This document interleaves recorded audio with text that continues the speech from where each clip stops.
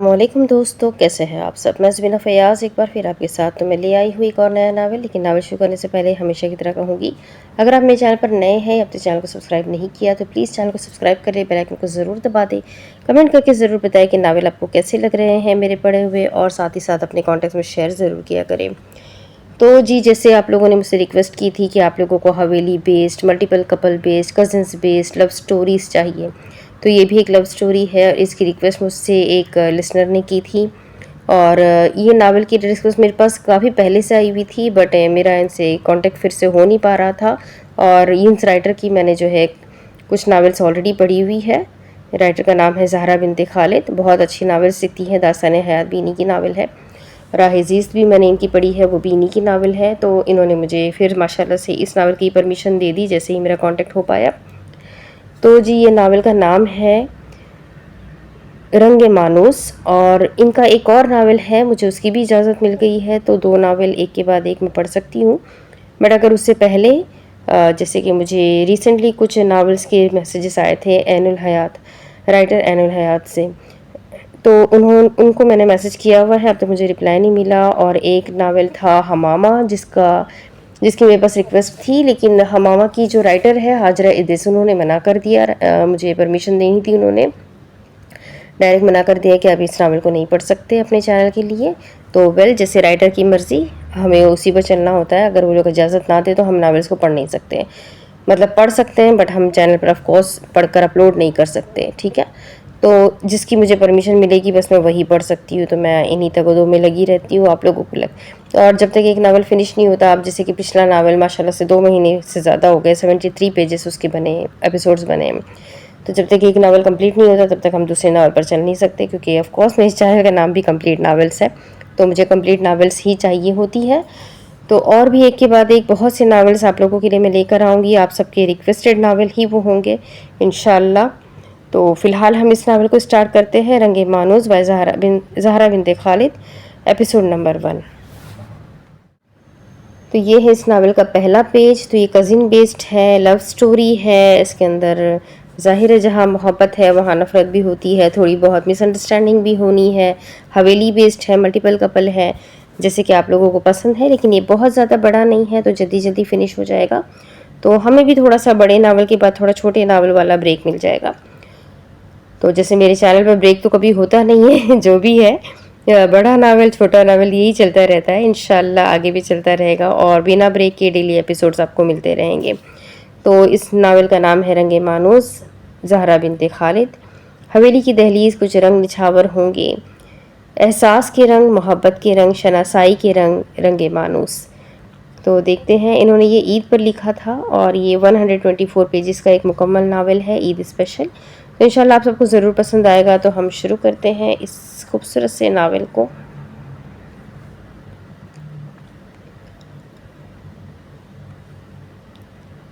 मोहब्बत करने वाले दिलों के नाम, क्योंकि मोहब्बत से बेहतर कोई रंग नहीं। फरवरी का मौसम, गर्मियों की रुखसती और बहार की आमद, कभी सर्द और कभी गर्म, जैसे दिल की कैफियत हो। मौसम के बदलते तेवरों के एहसास से दूर हवेली के मकीन अपनी ही भागदौड़ में मसरूफ थे। शहर लाहौर की आबादी और शोर गुल से काफ़ी फासले पर मौजूद इस हवेली के अंदर का माहौल फिल वक्त काफ़ी गर्म महसूस होता था। हर तरफ यूँ गहमा गहमी और शोर था जैसे बारात के मुंतज़िर हो। कई रुपये पर फैली सफ़ेद सुनहरी हवेली, जिसे रंग महल का नाम दिया गया था, इसमें जिंदा दिल लोगों का पहरा था। ऐसे में इस रंग महल की तीसरी मंजिल पर बने इस खूबसूरत कमरे में गर्दन घुमाकर देखे तो मेहर माह सरफराज हाशमी अपना सारा कमरा सेट कर अब कुर्सी पर पांव ऊंचे, एक हाथ में सफ़ेद पर्दा और दूसरे हाथ में पर्दे के रॉड को थामे हुए अपनी तमाम तर एनर्जी का इस्तेमाल करते हुए पर्दे लगाने की भरपूर कोशिश जारी थी। खिड़की की ओर से बाहर झांको तो हवेली के वसी और रीज लॉन में 2-3 मुलाजिम काम करते दिखाई दे रहे थे। कुछ पौधों से छेड़खानी कर रहे थे और कुछ बाहर से आया सामान गाड़ी से निकाल कर अंदर की जानिब बढ़ रहे थे। इससे पहले कि मेहरमा अपनी कोशिश में नाकाम होते हुए ज़मीन की जीनत बनती और हवेली वालों को अपनी चीखों से मारने का इरादा बनाती, उसका कमरा धाड़ से खोलकर कोई दाखिल हुआ था। वो कोई और नहीं, उसके खुद के 2 नमूने भाई थे। वो दरवाज़ा खोले अब उसे दुहाई देते हुए कहने लगे, मुझे यहाँ नहीं रहना। कमरे का सारा सामान बारी बारी अंदर रखते हुए ईसा ने ऐलान किया तो मूसा, जिसने महरमा के कमरे का दरवाज़ा खोला था, उसके कंधे पर हाथ रखकर साथ देने का अंदेशा दिया। मुझे भी किसी सूरत यहाँ नहीं रहना। उन दोनों की बात को सिरे से इग्नोर करने वाली उसकी खुद की बहन थी। वो उसके सामने वाले कमरे के खुले दरवाजे से अब की बार अपनी किताबों वाली शेल्फ की सफाई करती हुई मामूल से हटकर कुछ बोली न थी। जवाबन कोई करारा सा जवाब दिया था। शायद सुबह से काम करते करते सब ही थक चुके थे। ईसा और मूसा अपनी बहन की पुश्त तकते एक दूसरे को सवालिया नज़रों से देखकर कंधे उचकाते अपने काम की जानिब मुतवज्जा हो गए। कुछ लम्हों बाद सीढ़ियाँ चढ़ने की आवाज़ के साथ ही गुनगुनाने की आवाज़ आई और तौका के ऐन मुताबिक बरीरा आंधी तूफान की पेशगोई करने के अंदाज में मंजर आम पर आई। महर पूरे जोर से पुकारा गया और उसके कमरे में धड़ल्ले से दाखिल होकर अपने पीछे दरवाज़ा भी बंद कर लिया। तूफानी अंदाज में एंट्री मारने का अलग से इनाम दूं। महरमा की मसरूफ सी आवाज़ गूंजी तो बरीरा उसके नफासत से सजाए बिस्तर पर धप से बैठती हंसती।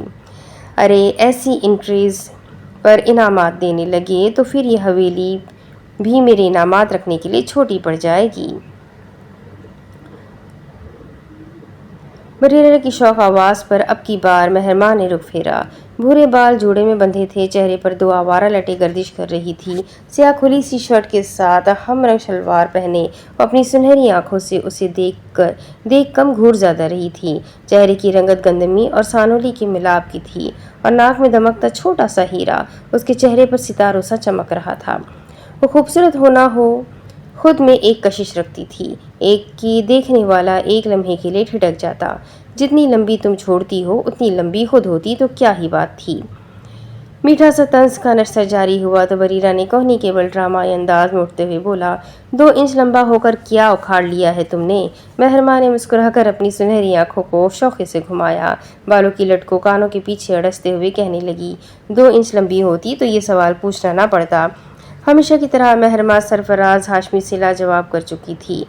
इससे पहले कि बरीरा कोई जवाब देती, कमरे का दरवाज़ा एक दहाड़ से खुला था। 2 नमूनियों की एंट्री पर धमाका सा हुआ। एक और ड्रामाई एंट्री। महरमा, बरीरा, तुम लोगों को मालूम है हवेली में क्या होने वाला है। उनमें से छोटी बहन इरम ने पूरे जोश से ऐलानी अंदाज में बोला तो बरीरा ने सवालिया नज़रों से महरमा को देखा, जो ड्रेसिंग से टेक लगाए अपने कमरे को दोबारा से खराब होता देख रही थी। इरम और फातिमा के आने से रौनक भी साथ ही आई थी। महरमा अब उन दोनों बहनों की बात करने की मुंतजिर थी। इरम को इशारा किया तो इरम ने गला खंगार कर बाकी तीनों को मुतवज्जा किया, मगर इससे पहले कि वो कुछ बोलती, खुले दरवाजे की ओर से 2 एक जैसे चेहरे उमड़े। ओए, लड़कियों के कमरों में नहीं झांकते निकम्मो। फातिमा ने हमेशा की तरह ईसा और मूसा को टोक कर बोला तो वो दोनों लापरवाही से कंधे उचकाते अब के बार पूरे फख्र से सीना तान कर अंदर दाखिल हुए। अब बोल भी चुको इरम। महरमा और इंतज़ार कहाँ लिखा था। वो इंतज़ार करने वालों में से कम अज़ कम नहीं थी। अच्छा सुनो, हमने सुना है कि फूफी आ रही है, बच्चों समेत पूरा रमज़ान और ईद गुजारने। वो ब्रेकिंग न्यूज़ नहीं थी, वो धमाका था, सबका यकजा क्या महरमा के इस खूबसूरत कमरे में गूंजा था। कुछ के क्या में सदमा था, कुछ में हैरत और कुछ में दुख। और तो और घर के सारे मर्द भी इस बार शहरों से लौट कर पूरा रमज़ान हवेली में गुजारेंगे। इरम ने अपनी बड़ी बहन फातिमा की बात पूरी की तो सब ने एक साथ सर हाथों में दिए थे। हो गया रंग महल का बेड़ा पार। महरमा ने अफसोस और हैरत की मिली जुली कैफियत में हंसते हुए बोला तो सब अफसोस से सर हिला गए। आज रमज़ान का चांद नज़र नहीं आया तो मतलब कल सुबह या दोपहर तक ये बम हमारे सरों पर नाजिल किया जाएगा। बरीरा ने चोंच मारना अपना फ़र्ज समझा। सब ने अनजान अंदाज में कंधे उचका दिए। महरमा फातिमा के कहने पर उसे नफ़ी में सर हिला दिया। नहीं फातिमी, मैं हरगिज़ बीजान के पास जाकर कुर्बानी का बकरा नहीं बनूंगी। महरमा के साफ इनकार करने पर सब ने एक दूसरे को यूँ देखा जैसे ज़िंदगी का सबसे बड़ा धोखा उन्हें महरमा ने ही दे दिया हो। क्या मसला है यार। उसने चिढ़कर सबको देखा तो अब की बार उन 5 ने मासूमाना अंदाज में उसे देखा। मेरी बात सुनो। महरमा ने सबको मुतवज्जा करवाया तो सब कुछ कदम आगे बढ़कर उसे बोलने का इशारा कर गए। महर ने सबके चेहरों को बारी बारी देखा और कुछ सोचते हुए कहा, मैं जाकर बीजान से पूछने की कोशिश करती हूँ, मगर एक एक दिन मेरे हिस्से की इफ्तारी के बर्तन तुम लोग धोगे।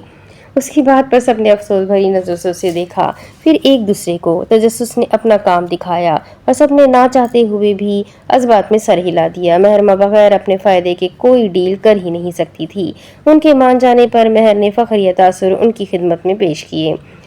پھر فخریہ کندھے اچکاتے ہوئے بالوں کو جوڑے سے کھول کر کھلا چھوڑ کر کیچر باندھا، دوپٹہ سلیقے سے سر پر رکھا اور ان کی جانب دیکھا۔ سب نے مسکرا کر انگوٹھے اٹھا کر اسے جانے کا اشارہ کیا۔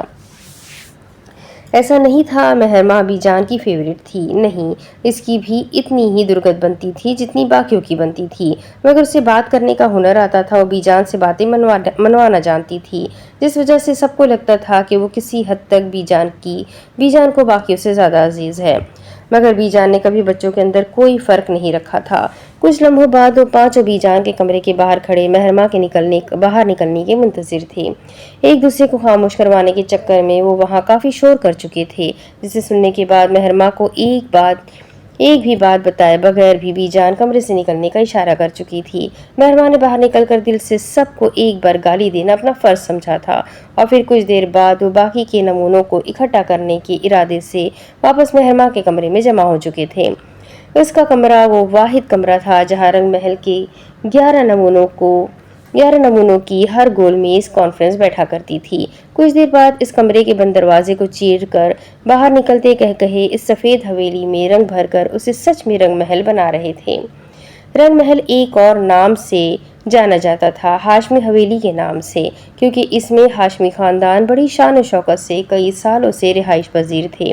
پرانے دور کی کچی پکی اور تاریخی حویلی وقت کے مطابق بدلتی رہی تھی اور کئی مؤثر اور خوبصورت تبدیلیاں ہوتی رہی تھی، مگر اس کے مکین ہمیشہ کی طرح محبت، امن اور خوشحالی کی علامت رہے تھے۔ ارتضیٰ ہاشمی اور ان کی بیوی ثریا بیگم نے اس رنگ محل کو جان بخشی تھی، پھر ان کی 4 اولادوں نے اسے مزید آباد کر دیا۔ ارتضیٰ کی وفات کے بعد حویلی اب ثریا بیگم کے سائے میں پل رہی تھی، جنہیں سب پیار سے بی جان کہتے تھے۔ ثریا بیگم اور ارتضیٰ ہاشمی کے 4 بچے تھے، اکرام ہاشمی، شہناز ہاشمی اور اس سے چھوٹے 2 بھائی فراز ہاشمی اور سرفراز ہاشمی جڑواں تھے۔ سب کی شادیوں کے بعد حویلی ویران ہرگز نہیں ہوئی تھی۔ شہناز 3 بھائیوں کی اکلوتی بہن رخصت ہو کر اپنے گھر کو چلتی تھی اور باقی تینوں بھائی اپنے بال بچوں سمیت رنگ محل کے تینوں پورشن میں رہائش پذیر تھے۔ سب سے پہلی منزل میں سب سے بڑے بیٹے اکرام ہاشمی اپنی زوجہ اور 3 بچوں کے ساتھ رہتے تھے۔ شاہزین بریرہ اور باسل دوسری منزل پر جڑواں بھائیوں میں سے بڑا بھائی فراز ہاشمی اپنی بیوی اور 3 بچوں کے ساتھ رہائش پذیر تھے، جن میں فاطمہ، ارم اور ابو بکر شامل تھے۔ بالائی منزل کو آباد کرنے والا خاندان سب سے چھوٹے بیٹے سرفراز ہاشمی کا تھا، جس میں ان کی بیوی سمیت ایک بیٹی مہرمہ اور 2 جڑواں بیٹے عیسیٰ اور موسیٰ رہائش پذیر تھے۔ دوسری جانب ان تینوں بھائیوں کی اکلوتی بہن شہناز ہاشمی اپنے 2 بچوں سمیت سسرال میں خوشحال زندگی گزار رہی تھی۔ اویس اور انابیہ رنگ محل میں رہائش پذیر نمونوں میں سے 9 نمونوں نے کبھی بھی اس حویلی کی در و دیوار کو خاموشی اور سکون کی نوبت نہیں آنے دی تھی۔ وہ حویلی ہمیشہ چہچہاتی رہتی تھی، کبھی کوئی آواز تو کبھی کوئی آواز۔ اس حویلی کے مکین کھاتے کم اور بولتے زیادہ تھے۔ اس حویلی کا شور و غل باہر والوں کو سردرد کرانے پر مجبور کر دیتا، مگر سچ تو یہ تھا کہ بی جان کو یہ شور و غل کسی نعمت سے کم نہیں لگتا تھا۔ کبھی کبھی کچھ سکون کے لمحات گھر کے شور میں موجود ہوتے تھے۔ وہ حویلی بھی یوں ہی تھی، شور و غل سے بھرپور مگر پرمسرت، پر رونق اور تمام رنگوں کا امتزاج۔ رنگ بھی ایسے جن سے آشنائی ہو، محبت کے رنگ، احساس کے رنگ، خوشی کے رنگ، شناسائی کے رنگ، رنگ مانوس۔ رنگ محل میں آج بھی ہر روز کی طرح کے رنگ بکھرے ہوئے تھے۔ گھر کی خواتین مغرب کی نماز کی ادائیگی کے بعد کھانے کے برتن میز پر سجا رہی تھی۔ عام دنوں میں سب اپنی اپنی منزلوں پر کھانا کھا لیا کرتے تھے، مگر رنگ محل کا اصول تھا کہ رمضان المبارک میں سحری اور افطاری سب پہلی منزل پر کیا کرتے تھے۔ ابھی بھی سب ادھر ادھر گھومتے ایک دوسرے کی مدد کروا رہے تھے۔ گھر کی تینوں خواتین نے لڑکیوں کو پورا دن کام کروا کر بوڑھا کرنے کا ارادہ کر رکھا تھا۔ مہرمہ اور ارم ہال میں فرش پر بیٹھے رمضان کے لیے فریز کی جانے والی چیزیں بنا رہے تھے۔ بریرہ اور فاطمہ باتوں کے دوران میز پر کھانا سجا رہی تھی۔ مہرمہ اور بریرہ کو الگ الگ کام دینا بھی جان کی سازش تھی۔ ان دونوں کو ہمیشہ کام کے وقت الگ کر دیا جاتا تھا، کیونکہ جانتے تھے کہ یہ دونوں اکٹھی ہوں گی تو کام ہرگز مکمل نہیں ہوگا۔ چلو لڑکیوں، ہاتھ منہ دھو کر کھانے کی میز پر آ جاؤ، گھر کے مرد آتے ہی ہوں گے۔ بی جان نے بلند آواز میں سب کو متوجہ کیا تو سب جلدی جلدی کام سمیٹ کر کھانے کی میز کی جانب بڑھنے لگے۔ مہرمہ اور ارم سارا سامان سمیٹ کر اپنا کام مکمل کر کے فریش ہونے کے لیے اپنے کمروں میں چلی گئی۔ جب واپس آئی تو سارے گھر کے مرد لوٹ چکے تھے۔ وہ بخوشی اپنے باپ سرفراز اور اپنے تایا فراز کی جانب بڑھی۔ دونوں نے ایک ساتھ اسے گلے لگایا۔ باقی سب ایک دوسرے سے مل چکے تھے۔ تایا جان، بابا جان، آپ کیوں اتنی دیر سے آتے ہیں؟ اس نے منہ بسر کا استفسار کیا تو سب اس کی جانب متوجہ ہو گئے۔ فراز اور سرفراز دونوں ہنس دیے، مگر کوئی تھا جو خاموشی سے اپنی کرسی پر بیٹھا اسے منہ بسورتا دیکھ رہا تھا۔ اب تو آ گئے ہیں نا، اس بار جلدی نہیں جائیں گے، ٹھیک ہے؟ فراز نے اس کے گال کھینچ کر بولا تو وہ خوش ہوتی سر تیزی سے اس بات میں ہلا گئی۔ سارا لاڑ پیار چھوٹے تایا کے لیے۔ اکرام کی آواز پر وہ پیروں کے بل گھومی اور اپنے بڑے تایا کو دیکھتی فوراً ان کی آغوش میں چھپ گئی۔ فراز اور سرفراز شہر لاہور میں اپنے باپ کے وراثتی بزنس کو سنبھالے ہوئے تھے اور کم و بیش ہی گھر میں پائے جاتے تھے، مگر اکرام چونکہ گھر کے بڑے بیٹے تھے تو ان پر زمین اور فصلوں کی ذمہ داریاں تھیں۔ ارے تایا ابا، آپ سے تو روز لاڑ پیار جتا رہتی ہوں، سوچا آج باقیوں کو شرف بخش دیا جائے۔ اس نے شوخی سے کہتے ہوئے اپنی ہنسی دبائی تو سرفراز اور فراز اس کی بات پر ہنس دیے۔ ان کی شکلیں اس عمر میں بھی کافی حد تک ملتی تھی۔ وہ مسکرا کر ان سے الگ ہوئی اور خود پر کسی کی نگاہیں محسوس کرتی نظروں کا رخ پھیر گئی۔ اس کی سنہری نظروں کا ملاپ ان سیاہ آنکھوں سے ہوا جن میں سنجیدگی اور خاموشی بھری پڑی تھی۔ اوہ، وہ تو بھول ہی گئی کہ شہر سے ہر کوئی واپس آیا ہے آج۔ بھول گئی تھی یا یاد نہیں رکھنا چاہتی تھی؟ شاہزین نے اس کی نگاہیں خود پر محسوس کی تو اب کی بار اس کی جانب پوری طرح متوجہ ہوئی۔ اس کی پوری توجہ سے گڑبڑا کر وہ نظروں کا زاویہ بدل گئی، مگر اس کے چہرے پر ایک دم پھیلتی سنجیدگی کو دیکھ کر شاہزین حد سے زیادہ حیران ہوا تھا۔ وہ اس سے کتراتی تھی، مگر اس حد تک کہ اسے دیکھ کر مہر کی مسکراہٹ تک سمٹ گئی تھی۔ ایسا بھی اس نے کیا کر دیا تھا؟ وہ سر جھٹک کر اسے نظر انداز کر گیا۔ چلو سب کھانا شروع کرو، کھانا ٹھنڈا ہو رہا ہے۔ سربراہی کرسی سے بی جان کی آواز پر سب نے اپنی کرسیاں سنبھالی۔ لمبے سے ڈائننگ ٹیبل پر جسے جہاں جگہ ملی وہاں بیٹھ گیا تھا۔ وہ بریرہ کے ہمراہ جا کر بیٹھی تو اس کے عین سامنے شاہزین تھا۔ مہرمہ نے کھانے کے دوران غلطی سے بھی اس کی جانب نہیں دیکھا تھا۔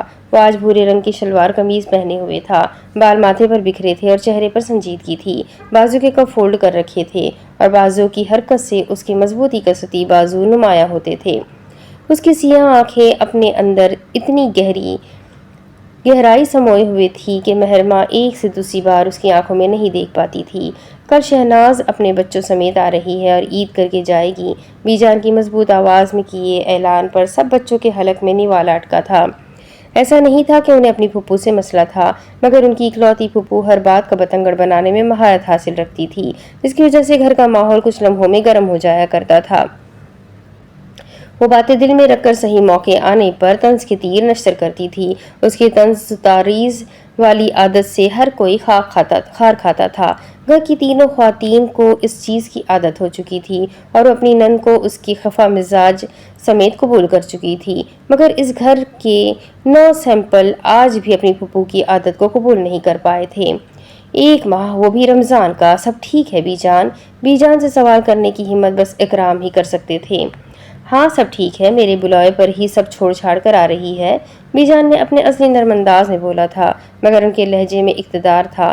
میز پر بیٹھے سب لوگ ایک دوسرے سے نظروں ہی نظروں میں سوال کر گئے، مگر جواب سے کوئی بھی واقف نہیں تھا۔ سو چار چاہ بی جان کی جانب متوجہ ہوئے۔ شہر کے جتنے کام ہیں وہ 1 ماہ کے لیے ملازمین پر چھوڑ دو اور اب تم سب صرف عید کے بعد ہی شہر جاؤ گے۔ ان کے اگلے حکم پر گھر کے مردوں نے اچانک سے ایک دوسرے کو دیکھا تھا۔ اب کی بار شاہزین نے بھی چمچ رکھ کر کھانے سے ہاتھ کھینچ لیا تھا۔ شہر کا کاروبار سنبھالنے میں اگر سرفراز اور فراز کا ہاتھ تھا، اسے کامیاب بنانے میں شاہزین کی محنت تھی۔ کیا مجھے اجازت ہے کہ میں اس کی وجہ جان سکوں بی جان؟ شاہزین کی سنجیدہ مگر احترام سے بھرپور آواز پر سب نے رک کر اسے دیکھا تھا۔ وہ حویلی کا پہلا سپوت تھا۔ اس کے انداز میں ٹھاٹ باٹ ठाट बाट और उसके किरदार में पुख्तगी थी। उसकी बात असर रखती थी और उसके फैसले मानी रखते थे। बीजान ने मुस्कुराकर उसे देखा। अब तक सब खाना मुकम्मल कर चुके थे और जो नहीं खा रहे थे वो हाथ खींच चुके थे। ये सवाल अच्छा किया तुमने शाहज़ेन। बीजान के सराहने पर वो कुर्सी से टेक लगाता उनकी जानिब मुतवज्जा हो गया। महरमा पानी का गिलास लबों से लगाए कभी बीजान को देखती तो कभी शाहज़ेन को। उसका दिल कह रहा था कि बीजान कोई तो बड़ा फैसला सुनाने वाली है। हमने तय किया है कि शाहज़ेन और महरमा के निकाह के फ़र्ज़ की अदायगी कर दी जाए। जहाँ शाहज़ेन सख्ते में आया था वहीं महरमा को बुरी तरह गौता लगा था। बरीरा ने उसके हाथ से गिलास लेकर उसकी कमर थपकी थी। उसके बगल में बैठी इरम ने उसे टिश्यू पकड़ाया था, मगर गौता इतना शदीद था कि उसकी आंखों से आंसू टपकने लगे और कुछ लम्हों बाद उसकी खांसी रुकी। शाहज़ेन रुख मोड़े उसे ही देख रहा था। उसके देखने पर वो नज़रों का जाविया बदलकर बीजान को देखने लगी। माजरत के साथ बीजान, मगर मेरी ज़िंदगी का इतना बड़ा फैसला आप यूँ खाने की मेज़ पर नहीं कर सकती। मंगनी, निकाह, शादी ब्याह के फैसले करते हुए आप पूछना ना चाहे मगर राय तो ले सकते हैं। सदमे की कैफियत से निकलकर अब उसका गुस्सा सर चढ़कर बोलने लगा था। उसके लहजे में बदतमीजी का अंसर शामिल नहीं था, मगर उसका लहजा तल्ख जरूर था।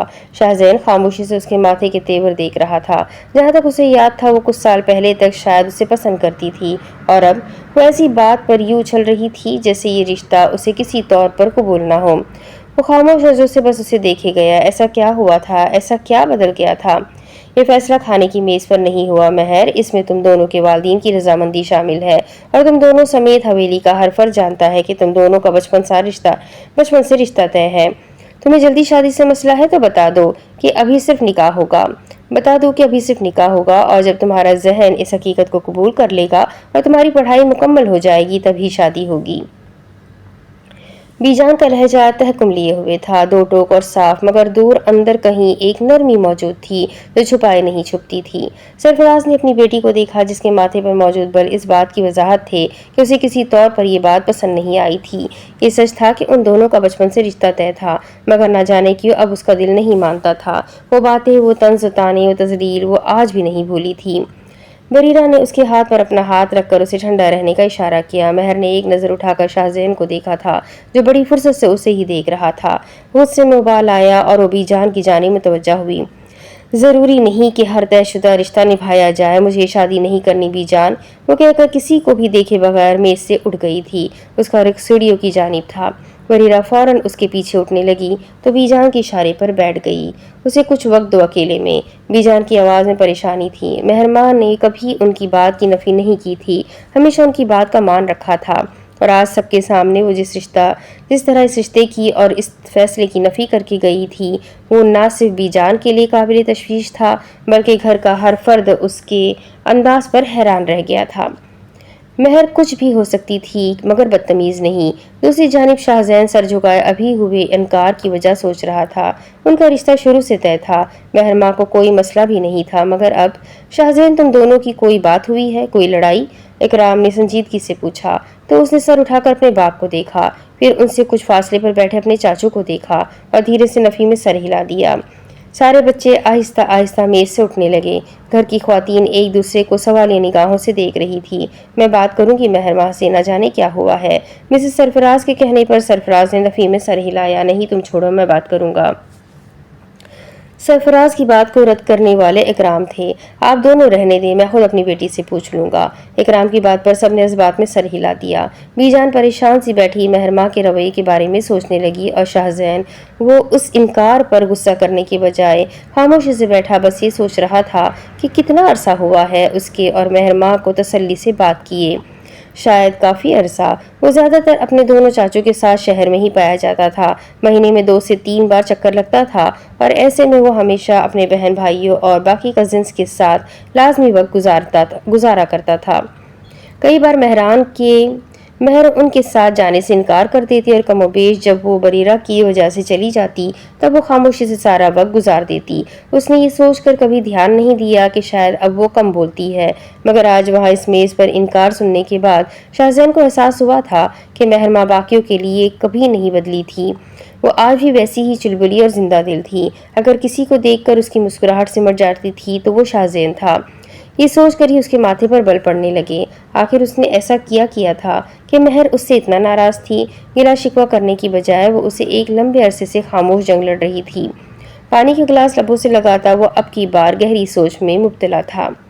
اب اس کے آگے کی کہانی میں آپ کو اگلے ویڈیو میں سناتی ہوں کہ آگے کیا ہوگا۔ یہ جاننے کے لیے میرے ساتھ بنے رہیں۔ ویڈیو کیسی لگی کمنٹ کر کے ضرور بتائیں۔ ویڈیو کو لائک کریں، چینل کو سبسکرائب کریں، بیل آئیکن کو ضرور دبائیں اور ساتھ ہی ساتھ اپنے کانٹیکٹس میں ناول کو شیئر ضرور کریں۔ تو ملتے ہیں اگلے ویڈیو میں، تب تک کے لیے اپنا خوب سارا خیال رکھیں، مجھے بھی دعا میں یاد رکھیں۔ اللہ حافظ۔